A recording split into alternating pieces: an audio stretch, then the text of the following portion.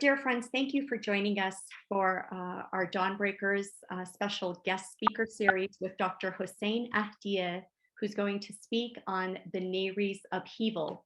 This particular class is dedicated to Vanda McGee, who recently passed away, and we have asked Derek Polk to say the opening prayer for her.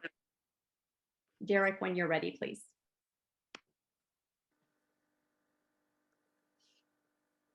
O my God, O forgiver of sins and dispeller of afflictions, O thou who art the pardoner, the merciful, I raise my suppliant hands to thee, tearfully beseeching the court of thy divine essence to forgive, through thy grace and clemency, thy handmaiden who hath ascended unto the seat of truth.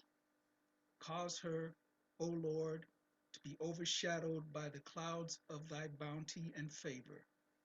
Immerse her in the ocean of thy forgiveness and pardon, and enable her to enter that sanctified abode, thy heavenly paradise.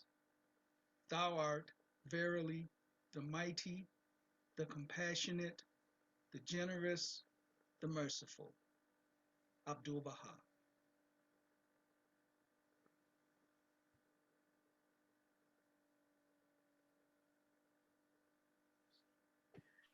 Thank you so much for that, Derek, and thank you, friends, for allowing that prayer to ascend to uplift Ms. Vanda McGee's soul. So thank you again.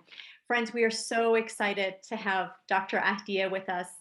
He has really got great background and great information and great photos that we're going to be sharing with you in a presentation when he cues me. So Dr. Ahdieh, whenever you're ready, please.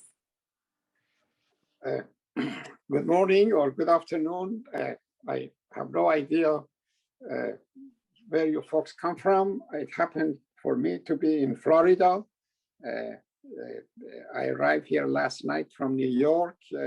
Normally, most of the Zoom presentation that I do, I have a wonderful associate, Tatiana Jordan, who give me advice, help me with the pictures, adjust the lighting and all that. So here I'm all by myself in the hotel in downtown Miami, and I'm talking to you.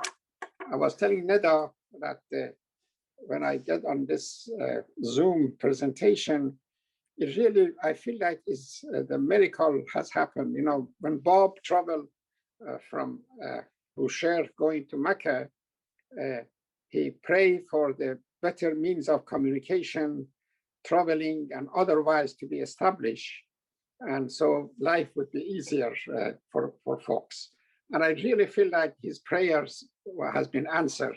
His Zoom has been a miracle for last 2 years, especially for me and my family. And I tell you why is that. Some of you may know my wife, Tahireh. She loved to give a small fireside or social dinner and things like this every week. She called it the food for the soul. So she goes and do lots of shopping, and she prepare all kind of fancy Persian dishes, and they usually cost lots of money to prepare those dinners. And then, of course, the people come, enjoy the dinner, and they talk about the faith. Now, since this epidemic started, of course, she had to cancel these dinner parties. So indirectly, I'm saving lots and lots of money for her not to give those dinner parties, but which is all right. She still get on the Zoom and talk to the friend extensively almost every night. Now, as far as I'm concerned, has been blessing too, because normally when they invite me to give a talk on different subjects of Dawnbreaker or life of Abdul Baha and Tahireh and others, I have to buy a plane ticket, I have to pay for the hotel and all that.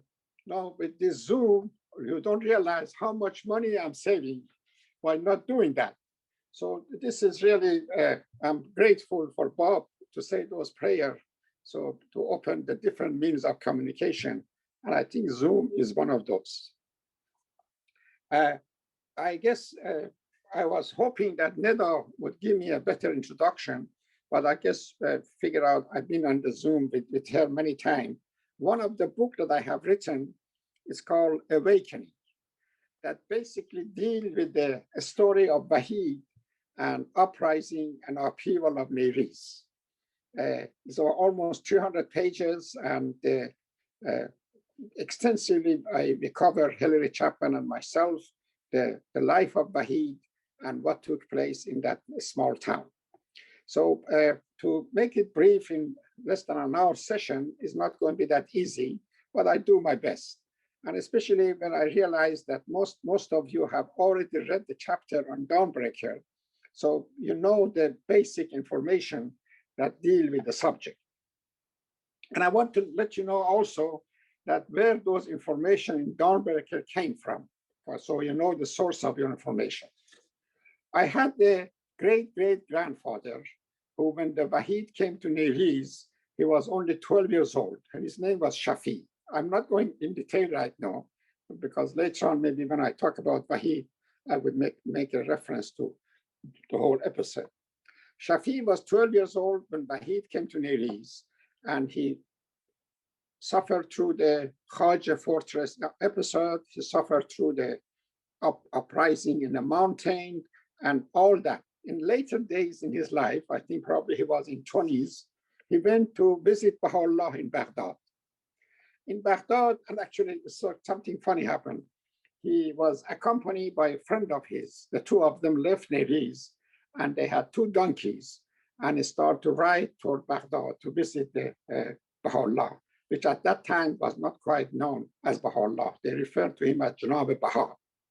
In their way going to Baghdad, somebody stole one of the donkeys. And this two poor men, they had to stay with one donkey. Eventually, they made it to Baghdad. While they were there, it seems Baha'u'llah asked him that if he remember in detail the coming of Baha'i to Nayriz and the uprising and upheaval of Nayriz. Most likely, I'm just making up the conversation. Most likely, he said yes. So Baha'u'llah instructed him and asked him to write the story of what took place. We know that he did this because Nabil, in the Dawnbreaker, in his book, he has said that the information that I'm sharing with you about the Nayriz upheaval has come from Shafi's diary. I'm just giving you details so you know a little bit of history of what was going on. So this diary definitely was written because Nabil has made reference to it. Shoghi Effendi, when he translated the work of Nabil to English, and we call it Dawnbreaker, he mentioned, I think it's page 674. But Shoghi Effendi only, and Nabil used 1/3 of that diary to go over the first and second upheaval of Nayriz. But of course, everyone, all the historians, the family members, the people who were interested in the history of the faith, they were always anxious and looking for this diary, and nobody could find it. Imagine what happened. One time, I'm in Chicago Baha'i conference. They used to have a Persian conference during the, I think it was during the Christmas. During Labor Day in September. What happened, I got a little bored with the Persian presentation, but then they had a wonderful English presentation. So I decided to go and participate in those sessions. I went up there. Can you imagine what I saw on the screen? In a big letter, it said translation of Shafi of Nayriz diary into English. This was a surprise of my life. One of the few really surprises that I recall so impacted me. So what happened? It was the diary, I think, was left as a trust to Afnan family. Afnan family, they are the member of the Bab's relative and family. And it seemed that that copy of this diary was given to them as a trust. And then later down, after the 1979 revolution and Khomeini come to power, when they have shipped all the material in the trust somewhere to America. And then a friend, Ahang Rabbani, got hold of that manuscript and he translated. I requested to get the original copy. I translated myself into English.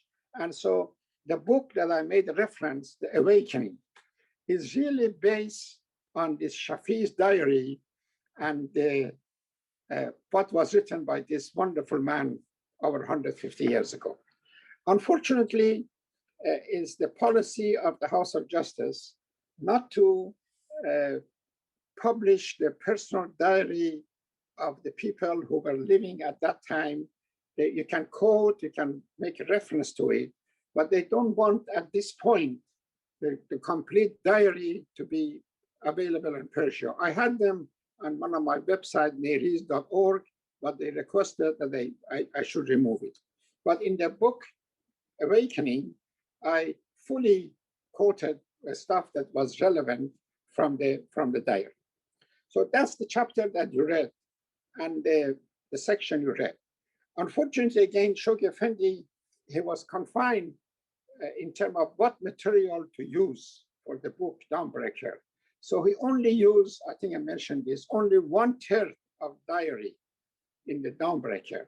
The 2/3 is save your money, buy the book, and then you will see what happened later on in Nayriz and what happened in the second upheaval, which was more bloody and more extended than the first upheaval. Okay, let's go back to basic. The story is that, as you know, the king of Persia, Muhammad Shah, sent Baha'i to Shiraz to investigate the cause of the Bab. He met with him 3 times, and each session he had a series of questions. He was looking for some personal miracle which took place. Eventually, he was fully convinced that he is the promised one, and he is the Qa'im, and these 12 Imam, and he is the one that all the good Muslims been waiting for. Now, we pick up after, that's the whole story. Most likely you're familiar with that, or please study so you know more about Baha'i's story. After he finished those sessions with Bab, with the instruction of the Bab, he began to travel around the country and go around and give the message of the Bab to different people. One of the places that he stopped, and most likely you're aware of, was a town called, or city called Yazd. The reason he went there and he stayed there for a while, because he had a wife and children there. And he, from the very first day that he arrived in Yazd, he went to the main mosque of the town. He was one of the leading mullahs of the country, so he had easy access to the pulpit. And on some Friday, he openly announced that the Qa'im has come. And again, immediately the other mullahs and certain element of population, they went against him, and there was a bloody situation developing in Yazd, and he was forced to leave the town along with, I think, his brother and one of his sons. Now, he decided from there to go to Nayriz. Now, he traveled through the Fasa and Bawanat and Roniz. These names, most likely they are in Dawnbreaker. And the news got that Baha'i is coming to Nayriz. And I guess again, the reason again that he picked up Nayriz because he had another wife in Nayriz by the name, I think, Sohra, and he had a son there by the name Ismail in the town of Nayriz. So the news got that Baha'i is approaching Nayriz, and he has brought a new message. Okay, let me tell you a couple of words about where is Nayriz and what's the condition. Nayriz is about, I would say, 250 kilometers from Shiraz, south of Shiraz. Is a wonderful village. It has a history that goes back to the couple of thousand years. They are agricultural country. Is almond and grapes and different kind of fruit is very popular there. But basically, the life in that village has not changed, I would say, for last thousands of years. I was born in that village, and it's so funny that sometimes I see some movies from the life of Jesus Christ, and they show some scenes from Jerusalem or from Bethlehem, how the houses look like and how the life was. And it so much remind me of my village of Nayriz, that the life very basic agriculture, no transportation, no car, no electricity, no roads, no running water, and really quite a backward, I would say, circumstance.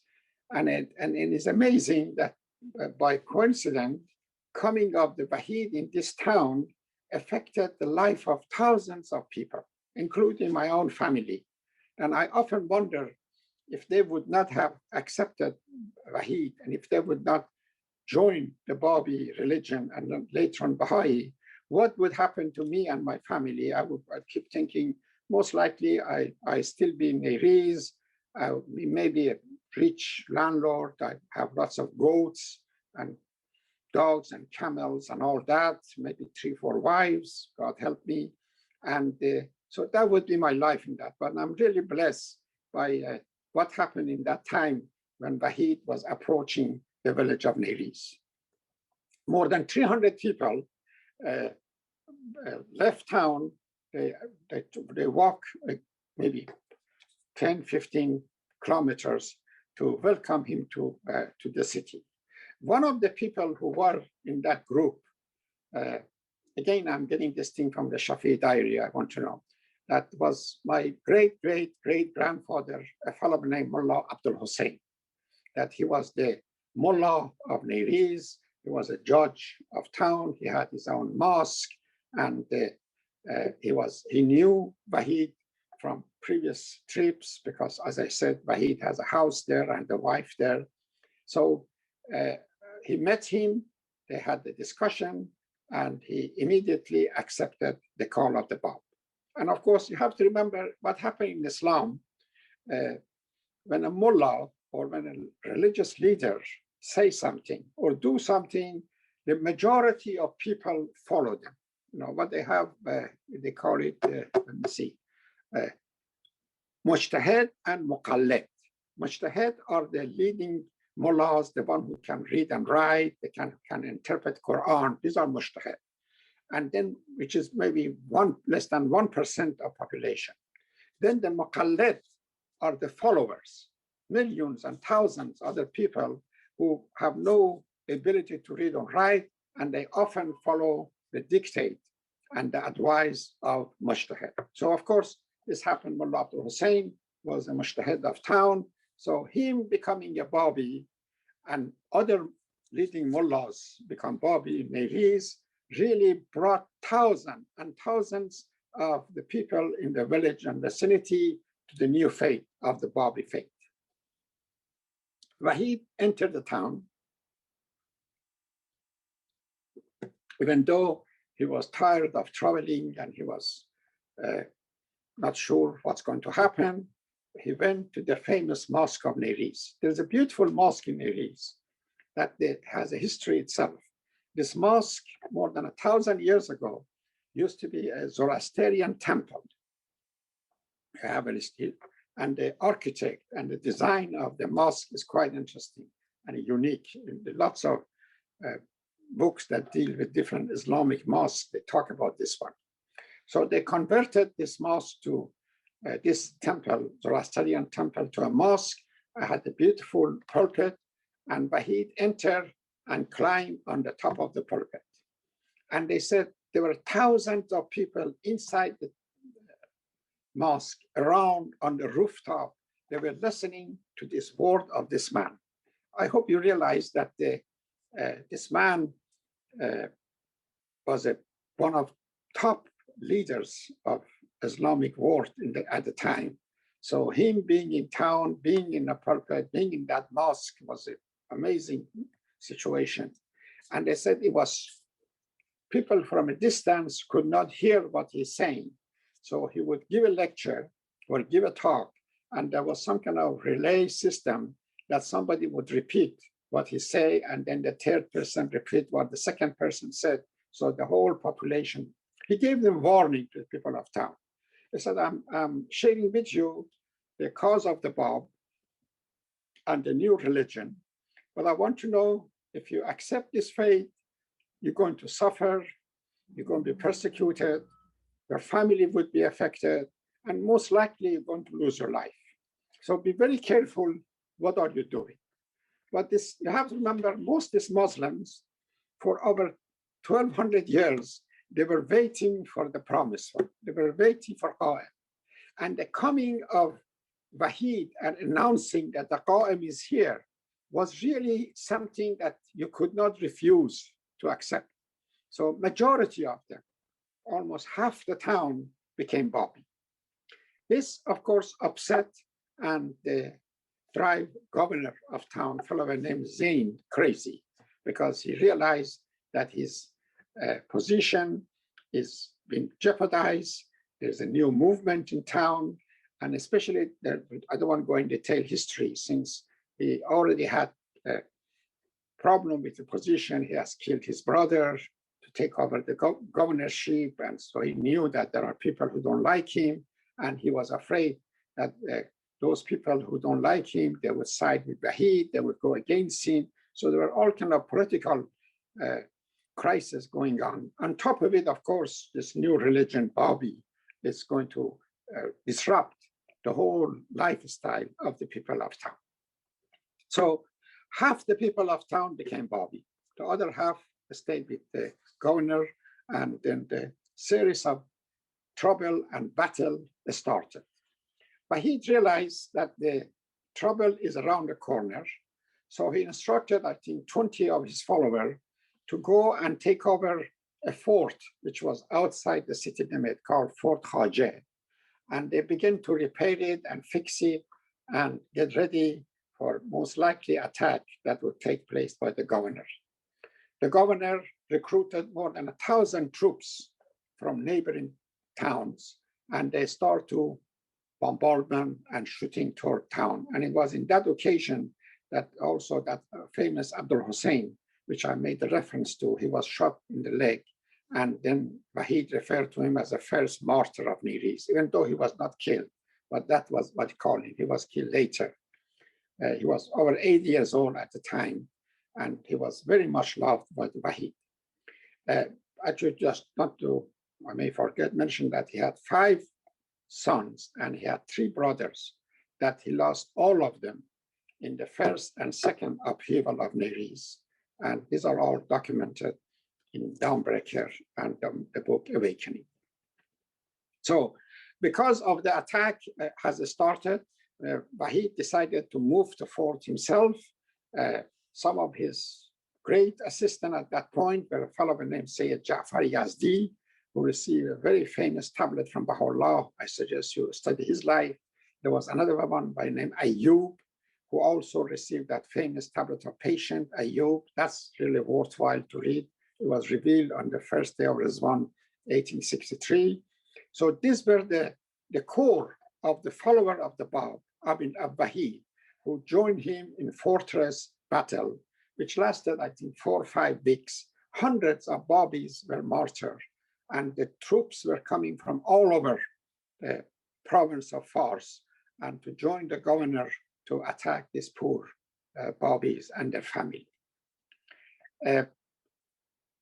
Toward the end, I guess they realized that with this group of brave Babis, there was no way that they could win this battle. So they start to play tricks and treacheries. And as you, again, I'm sure you have read, they signed a book of Holy Book of Quran. They offered Wahid to come out of the fort and join them in their tent and discuss the future. This was all part of the game, even though Wahid realized that this is not, they don't mean it and they're really playing game. But he said because they have signed Quran and they wanted to have a discussion, I want to go and tell them what is the story of the Bab and what is his claim. He went there. I guess, again, after 3 or 4 days, everyone realized that it was really a game and they refused to let him go back. And it was at this point that he wrote, the governor convinced him and said, okay, now that we are together and we have discussion, I suggest you write to the people in the fort and tell them that we have come to some accommodation and let's invite them out of the fort to come and join us. But he wrote that letter. I guess he had to. But then at the same time, he wrote another note and told his follower in the fort that this is a trick and please hold down and don't believe the other letter. The person who was supposed to deliver this, the first letter, unfortunately, a fellow named Sayyid Abed, he went to governor and shared the letter that Wahid has written secretly. That letter was destroyed. Their follower got the letters that come out, and they did, and all of them were put to death. Basically, and there is a whole detail of all different nights, different battle was taking place. Some young kids, 14, 15 years, or some old man, 90 years old, they were participating in this battle. What happened to the governor? What happened to all the troops? What happened in the fort and all that? It's a magnificent story. And what I'd like to do, since you have read the chapter already, you may have some question which I'll be able to answer. Also, we have some pictures that we have shared with our dear friend Nada. She could share it, and I can say a few words about the picture as we go along. This is the first one, is a picture of the Prime Minister of Iran, Haji Mirza Abbasi, who was a Sufi. He was a terrible man.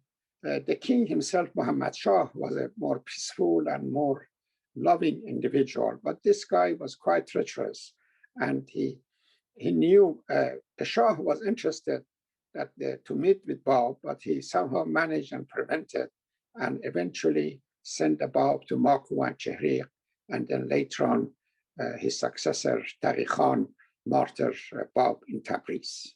Next. This is the house that the Wahid met with Bab, and he listened to his declaration, and he accepted the Babi cause. This is the picture of the Muhammad Shah, the king I mentioned. This is the mosque that I made a reference to in Nayriz. That used to be the Zoroastrian temple, and later on become a mosque. There is something significant about the dome on the top of that. The way they built it was quite unusual. And then lots of architectural magazine, they studied that, what exactly they did, which at that point, more than 1,000 years ago, that was quite unique, and how it survived. I have no idea what is this. Oh, this is the fort Khajeh, the old picture of fort. Oh, speaking of picture, this picture that you see in Dawnbreaker, and this may be one of them, I'm not sure.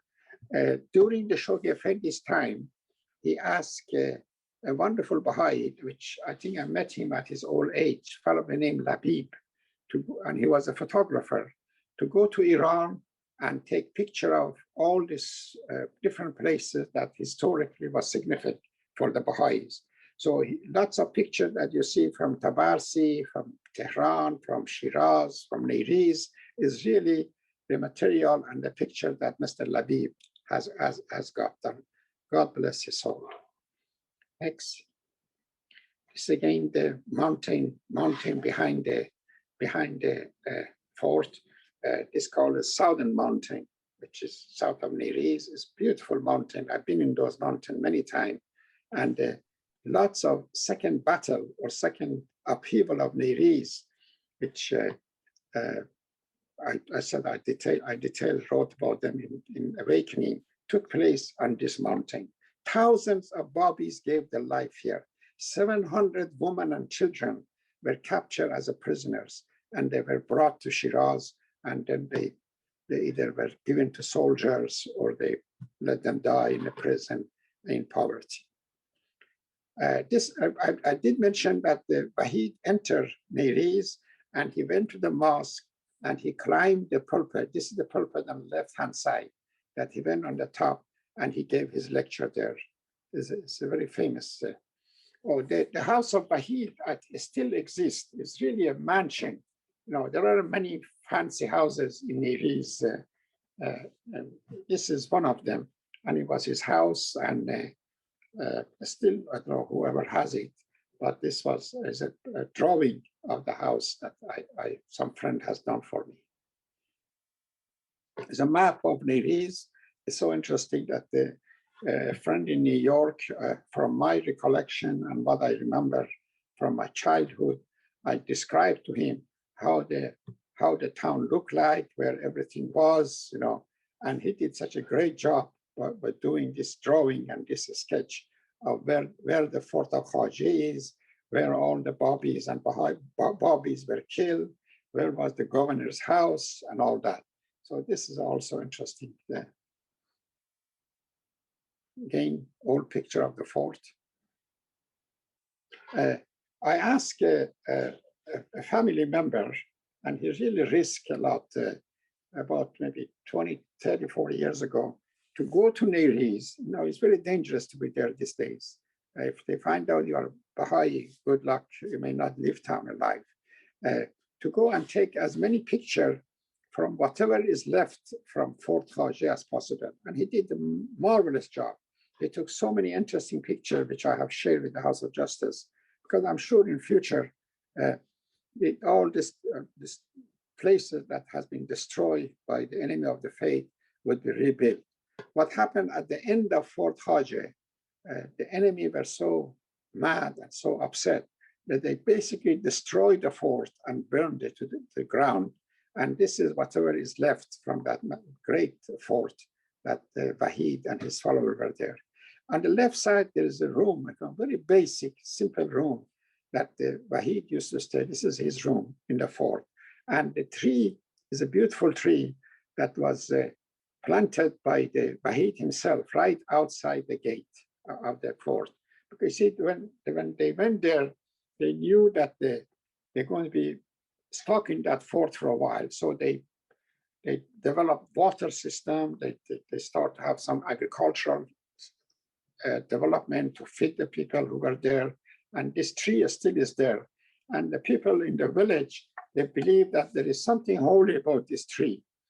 I remember often the young woman or young man who was looking for a wife or a husband, they would go there and they write their desire and they stick it to some holes in this tree and hoping that the tree and whatever was behind it would fulfill their dream and their wish. After Wahid was betrayed in the governor camp, as you know, because they have signed a petition and a bunch of governors and others have signed the Quran that they would not harm him, few officers who claimed that they had nothing to do with the signing the Quran, they decided to kill him themselves. So they drag him, they stab him, and then they tie him to a horse and they drag him all over town. Then eventually, that's such a shame, they cut his head. And this is a place called Sayyid, and this is where he was buried. A wonderful Muslim woman also found his head, and then late at night made arrangement that the head be also buried next to his body. So I'm surprised that this is still there, so they haven't destroyed it. It's a beautiful view of the southern mountain where all the second upheaval took place.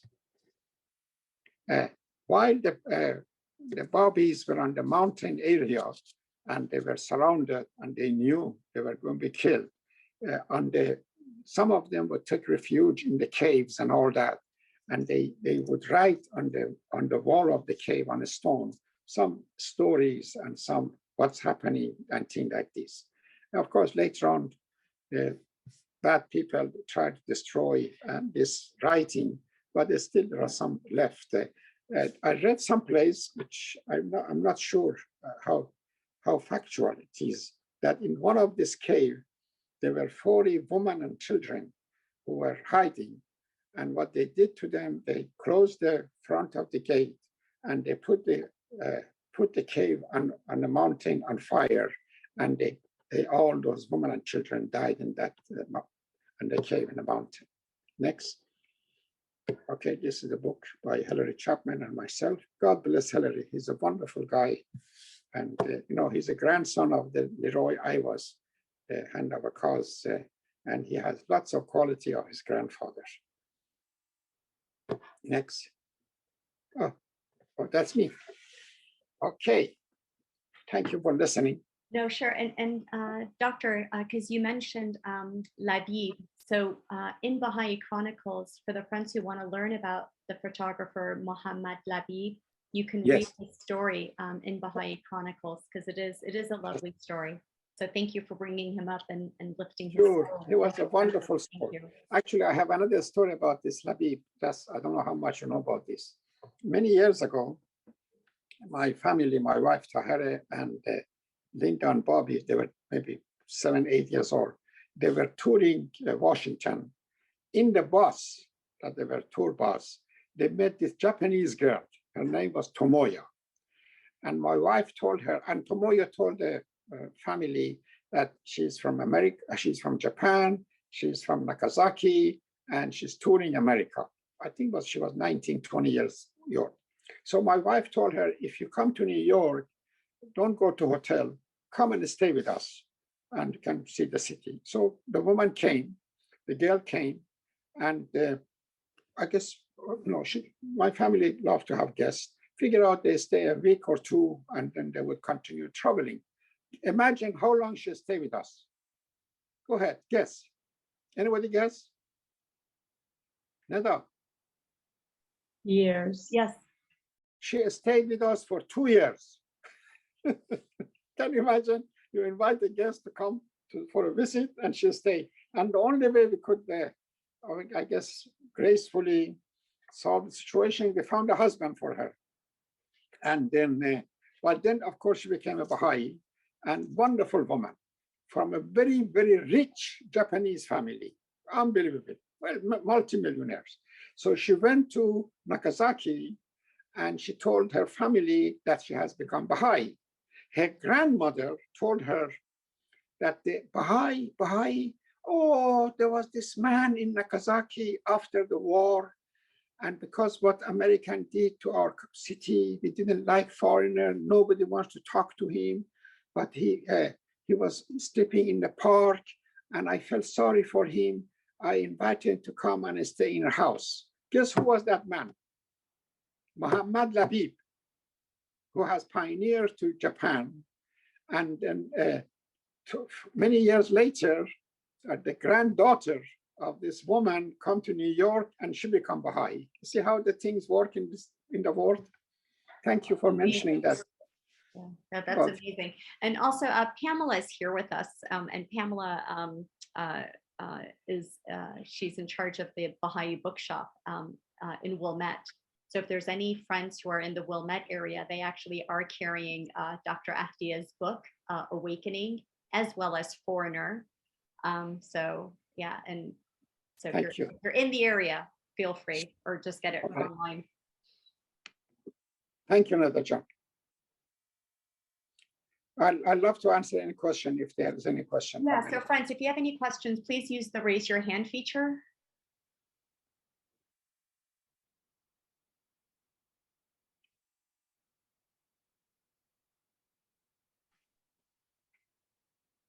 Okay, well, see, Dr. Ahdieh, that just shows how thorough you are. Oh, we have Nasreen. Nasreen, please. Can you please share your recollections of your childhood growing up in your hometown? You want me to mention something about my childhood in Nayriz? It's actually Neda mentioned. Yeah, of Sure. The life of the Baha'i Babis long time ago and Baha'is in a small town of Persia was quite unpleasant, because when you are in a big city like Tehran, Shiraz, Isfahan, if you're a Baha'i, you could somehow disappear in the crowd, or if you don't open your mouth and you play it cool, nobody know even that you're a Baha'i. You're not supposed to be like that, but you can survive. But then in a small town like Nayriz, like many other small towns in that country, if you're a Baha'i, you are constantly subject of abuse. I remember in the way going to school, how many kids were chasing me and throwing a stone at me. I remember in the classroom, how insulting they were and what they were doing to us Baha'i kids. So it was very unpleasant for the poor Baha'is in those towns. That's why actually one of the basic things that I did in the book Foreigner, I tried to explain why so many Baha'is eventually they could not take all this pressure and abuse in a small town, and they began to go to the bigger cities, go to Shiraz, go to Isfahan, go to Mashhad, go to Tehran. So this was ongoing trend in 40s, 50s, and 60s. And then all of a sudden, of course, in 1979, the Islamic Revolution happened in that country. And then the massive movement of Baha'is again start, and thousands of them came to America. I think the last record I got was about 18,000. They went to Europe, they went to Australia, and many of them went to Africa and South America. Now, this had even though it uprooted them and it had the unpleasant experience for them, but at the same time, it was a really blessing in disguise, because I met many of these people who came to this country after that revolution. And when you look at their lifestyle, when you look at their children, when you look at their grandchildren, you see how lucky they were. They came here, they are educationally, financially, they are successful, and many of them are of a great service to the faith. And in Africa, in South America, even in America itself, they're contributing to a great deal. So even though on the surface, they were uprooted and they have to burn the bridges behind them and come to the new place and new country, but then it helped the faith and it helped the family. And that's also was a blessing to them. Okay, we also have Tom, please. Please unmute yourself and ask your question. Yes, Doctor, it's a fairly specific question, but because you know the life of Vahid so well, I'm wondering if you can tell me, we know the famous story about when Abdu'l-Baha was 4 or 5, sitting on the lap of Tahereh in the house of Baha'u'llah in Tehran, when Tahereh rebuked Vahid for not going out and being more audacious. And in all my research, I've never been able to pin down whether that happened in 1848 before Badasht or in 1849 when Nasruddin Shah was on the throne. And I just wondered if you happen to know which period that was when it was definitely before Badasht. It was. As you know, that Tahereh was accused of killing her uncle, Mullah Taqi. And she was under the house arrest in Qazvin. Janab Baha, that later on became known as Baha'u'llah, helped to and arrange her rescue from Qazvin at the middle of night. It's a very interesting story. At the middle of night, they went there. She climbed down from the 2nd floor. She was in the house arrest. She got on horses and they escaped Qazvin. They came to Tehran, and for a while she stayed in the house of Baha'u'llah. And it was at that time that, of course, Abdu'l-Baha, the son of Baha'u'llah, was a child. And then the house of Baha'u'llah was a visiting place for all the Babis that were coming and going. And so in that one occasion, Vahid was there. And Vahid, being Vahid, began to give a series of lecture and things like this. And Tahereh, as you mentioned, had the Abdu'l-Baha on his lap. And then she started to chastise him. And he said, time for talks is over. Go and do something. Can you imagine this, how gutsy was this woman? The poor Vahid was all over the place doing his things, but she expected him to even do more. And it was so, it definitely was, because after Badasht, you know, Tahereh was in hiding because she was, as I said, she was accused to killing her uncle.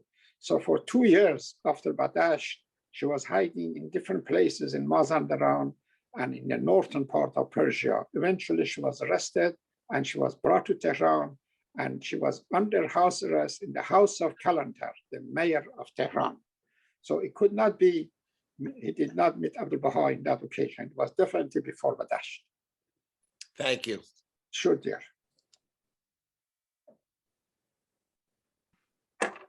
Any more questions, friends?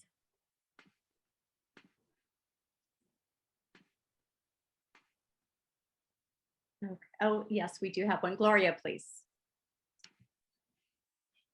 Unmute yourself, please. Not a real question, just a heartfelt thank you. Okay, thank You're you. welcome. Thank you. Deborah Miller, please. Allow Abha. Thank you so much for this wonderful presentation.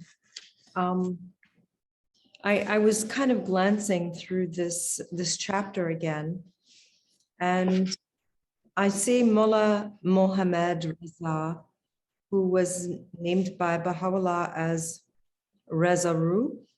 And there's a section that talks about something regarding this man in this chapter. And it reminds me that I've been listening to a talk given by Faribur Sahba called Imagine at the 2016 Grand Canyon Conference about imagination. And he mentions this Reza Ru. And he mentions him and then also a friend of his, one of the ones, and I'm getting them confused now in this story, and I'm trying to figure out how this man, Reza Ru, fits into the story of Nayriz. But Dr. Sabah was telling the story of how one of these two Mohammeds, because their names were so similar, immediately recognized Baha'u'llah based upon just a few verses of a poem that Baha'u'llah had written. And that, if I'm remembering correctly, he later was the one in prison who had this vision of the temple that needed to be built out of crystal, and that he later purchased a piece of land and was preparing for the concourse on high to come and help him build that temple, of course, which was never built. So I know that this is very long and revolving around question, but is this the same Reza Ru? Is this the same gentleman that I'm thinking of that had vision, or his friend who became blind? I can't remember. No, this is not the same Reza. The Reza that is in Dawnbreaker is not the same one that Mr. Sabah was talking about. No, it has nothing to do with him. Oh, so it's a different Reza. But there was a Reza in the story of Wahid and Nayriz. But you see, what happened is that that's why I thought I mentioned earlier all these names, Persian names. It could be confusing because I remember in the old days the name and last name was only introduced into the Persian culture, let's say 1930s or 40s. Before that, if you want to identify somebody, you would say, let's say, Reza, son of Hassan, grandson of Hussein, from the village of Nayriz, part of Shiraz. So this was the sort of introduction to the person. And since everybody wanted to pick up a nice Muslim name, Reza, Hassan, Hussein, you have all these names. And believe me, sometimes I remember at some point I was trying to read the book War and Peace by and they had so many these Russian names, and really it's so complicated for me, and I felt sorry for the poor people who want to study the Persian history, and they come across all these names, which is kind of strange. But you're doing wonderful, honey. At least you said the Reza in the right way. Okay, next. Friends, any more questions?